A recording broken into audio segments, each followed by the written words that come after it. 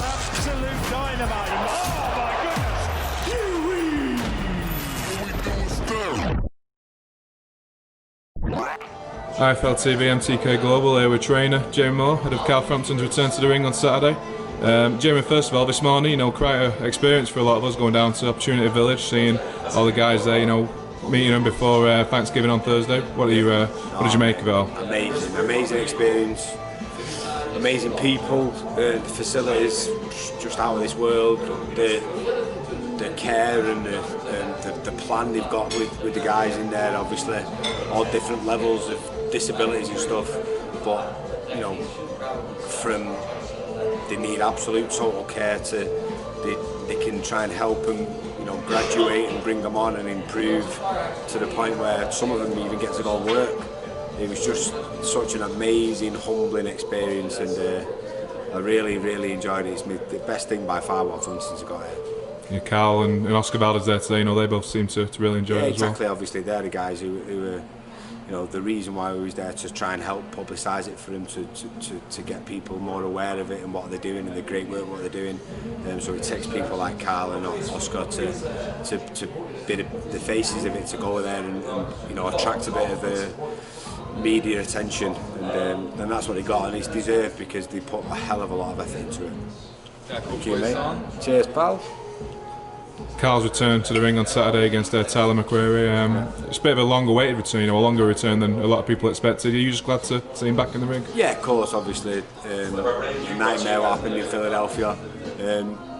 Looking back now in hindsight, even though I'd have never wanted that to happen, I'm starting to think now, looking how the stage of his career, how fresh he is, how sharp he is, and this type of fight, the fight what was going to happen in Philadelphia, it was only 6 or 7 months after the Warrington fight, and we was comfortable with it and happy with it, but with a bit more time in between, I'm sort of glad, potentially that could have ended up a bit of a tough sort of dogfight down the stretch, and Carl probably wouldn't have needed that at this stage of his career. So in a weird sort of way, it could be a little bit of a blessing in disguise, because he's got that bit more time in between. He's had a training camp, so he's not been sat idle for 11 months, but he's less mileage on the clock in terms of actual contests. So yeah, I have a feeling in the long run it'll do him the world of good, and then moving forward, obviously, not overlooking McQuarrie, because you can't afford to do that, but anticipating that Carl wins, then it looks like it's going to be a big 2020 for Carl. Yeah, for anyone thinking he's overlooking, Carl's been out here, I think, pushing 3 weeks now, so the dedication's clearly there. He's nearly been here for 3 weeks. 3 weeks tomorrow will have been here, and the reason for that is like you say, he needed to make sure he was in the right time zone. His body was adapted to the different climate and stuff like that. And if he wasn't taking it seriously, he'd have stayed home till the week before the fight, and with his missus and kids. But he knows that this is his last opportunity. If any slip-ups, and that'll be him done. So he's probably more focused than I've ever seen him. And I imagine someone in Carl's position, it's that sort of fear of being made to make a decision about closing the door, rather than sort of making that choice yourself. And Carl's in a great position. He's still young enough to perform. He's got all that experience under his belt, which makes you a better fighter. But he's still fresh enough to be able to do it. And he's with a massive company now, like Top Rank, who are going to be able to provide him the opportunities to get a world title back. And I'd love nothing more for him to go in there, win a world title next year, fingers crossed, and then walk away and enjoy the rest of his life with his family. Speaking to Nigel, he mentioned before the Warrington fight, it was maybe a bit hard to find opponents for Carl, whereas a lot of guys now maybe look at that Warrington fight and are thinking, we'll take the fight. So in a way, it could be a bit of a blessing. It could be that, exactly that, and the fact of the matter is he lost to Josh Warrington. We feel like we know the reasons why, Carl does, and I firmly believe that if he had navigated that early part of the fight differently and not fought in emotion but fought with his brain, then he could have won the fight. I always said to him, this is that type of fight where you could win it 11 or 12 rounds to nil, but physically it's going to be so hard, and I was right. but you know, temperament-wise, he let the fight get to him early on. He dug his heels in. He was stubborn when he didn't need to be. He needed to box and be smart. But those lessons will probably, in the long run, win him another world title, hopefully in the not too distant future. And he deserves it. You know, he's been such a great ambassador for the sport, certainly for Northern Ireland, and you know, good guys like him deserve to come first. You mentioned a potential big 2020. You know, it seems that both featherweight and super featherweight, there's you know, big options there. There's big options, you know. Obviously, Herring's been mentioned a couple of times because it's an easy fight to make with him being with Top Rank. But you know, these fights at featherweight, Shakur Stevenson, that's a potential fight. What could happen? Josh Warrington is looking for unification fights, but if they can't materialise, then that's an option. I don't think this is a realistic option, but Santa Cruz has just won a world title at super featherweight, so I know Carl would definitely take that fight in a heartbeat. So there's massive options for him. He's still a big draw, so potential opponents are always eager to fight Carl because he brings that little bit of extra money. So you know, we'll see what happens. But from my experience with Top Rank since we got here, phenomenal outfit. The way he's structured, the planning process, the people. You know, we've not had to contact one person to ask them what's going on. They're always 3 or 4 days in advance, letting us know what the plan is. So it's a great outfit, and I'm sure they'll have a plan mapped out for Carl. And you know, good performance on Saturday, and then I'm sure get Christmas and New Year out of the way, and then there should be some big news then for Carl. In terms of the rest of the gym, you know, it's been a very busy November. How pleased are you with everything that's gone on over the last few weeks? Yeah, well, starting from November, we had 7 fights in 6 weeks. You know, one weekend after the other. So starting off with Chantel, and then mine and Rocky just before I flew out. Jack, brilliant performance on Friday in Dubai. Unfortunately, I couldn't be there because I was there. So Nigel just flew in now. He's absolutely jet lagged to death. And then obviously we've got Carl this weekend, and then I've got Akib Fiaz the weekend after, and then Stephen Morden Golden Contract.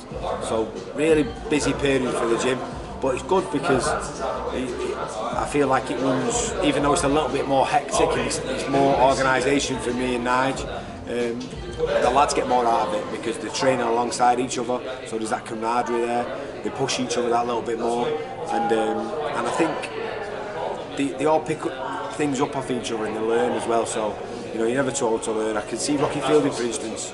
I thought it was a great performance from him a couple of weeks ago, and I can still see improvements being made in the gym. He's 32 years old, but he's still correcting a few little things and making little adjustments here and there, so he's still improving, and that's been around good fighters. So yeah, it's been a hectic end to the year, successful one so far, and long may it continue. Said a similar thing to Nige then, but I remember a few years back when it was just, you know, you, him and Tommy in that gym, and you said, you know, once Tommy was done, that would probably be it. So and I was telling the truth, you know, I loved helping Tommy. I'm still loving working with Tommy. He's a great kid, but I had no ambitions of being a trainer. It was just sort of a short-term thing to help Tommy out. But I'm happy the way things panned out. I'm just gutted in a way, sort of the way he started because of Oliver. Oliver asked me to help out with mine and Rocky, and it feels like, you know, that was a bad sort of way to start this journey. I'm enjoying it, and I feel blessed that I had Oliver as part of my career. You know, he guided me and mentored me so much all the way through my fighting career, and he instilled stuff in me what I'm still passing on to all the fighters. You know, I feel like I'm lucky enough to have been able to be in his company and take those lessons on board, and then I'm now being able to pass them on to these lads. So his legacy lives on. Is there some stuff which maybe at the time you didn't even realise you were picking up on, and then as it's come to it, you've realised you have? Well, I find myself repeating stuff what he told me 10 years ago, and at the time I didn't really absorb it properly or understand it, although I did absorb it because I took it on board, but I probably didn't understand fundamentally what he was talking about, and now I do, and now I'm trying to break it down and explain it to the guys, and probably in a way because I realised that I didn't take it on board properly as I should have as a fighter. I'm probably trying to explain it a little bit more to the fighters in that sense. So Yeah, I just feel like I couldn't have, you know, everybody's different and everyone has a certain trainer that fits themselves as a fighter. I had that in Oliver, and I just feel like, you know, I took loads of lessons off Billy Graham, for instance. I spent a lot of time in his gym, especially when I was a young lad, 17, 18, and I feel like body punching, for instance, a lot of the stuff I teach the lads, I still remember watching Billy trying to coach his lads. So I definitely took a big part of that, but the overall chunk of the way I coach and the stuff I learn comes from Oliver, and I feel just blessed to have been able to be a part of it. And obviously for the future, I know you're planning on opening your own gym now soon as well. How are things going with that? Yeah, I mean, to be honest with you, Shell, it's not going to be my gym to use.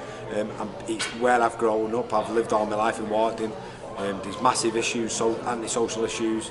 There's never been a boxing gym in Warrington, and I've been trying to make this happen for the last 3 years, because I feel, especially in somewhere like Salford and Warrington, where I'm from, where there is those big council estates where there's poverty and there's a lot of kids who are left to their own devices and they don't have that sort of guidance. Every area like that should have an amateur boxing club, and they should have that person, the coach, who they look up to, or the role model who teaches them about morals, discipline, respect, and gives them the option to make their own decisions rather than sort of being dragged off the wrong track by you know, people who are just bad influences. So a boxing gym is a great hub for the community. Been wanting to make it happen for the last 3 years, and luckily it's just coming to fruition. So I've got people on board who are going to run the gym for me and help out. I'll obviously be down there as much as I can, but I'm not setting this gym up for me, I'm setting it up for the area where I grew up from. I just think it's dead important that if you get yourself into a position where you can try and give a little bit back to, especially where you can see the benefits, the response and the reaction to what you try to do.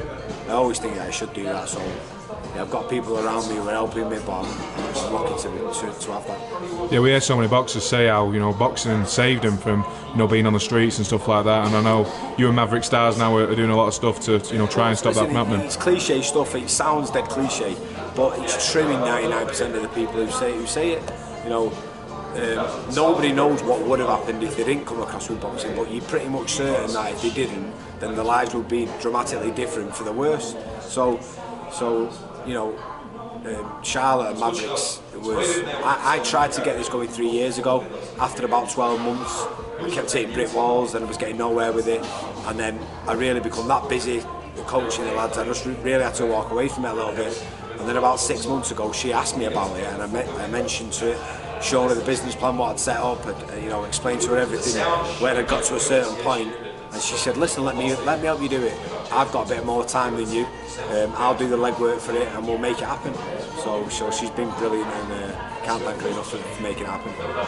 Then, like we say, you know, Carl, get him out of the way this weekend. Akib and Stephen a few weeks later, and then nice rest at Christmas. Nice rest Christmas and New Year, bit of family time.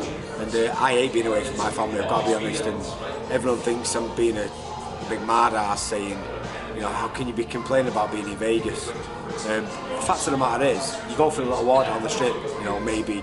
I mean, I've not even been really out today, I've been to the gym, back in here. You sat in your hotel room most of the time, and you know, I'm real close to my family. I do basically everything with the missus and kids.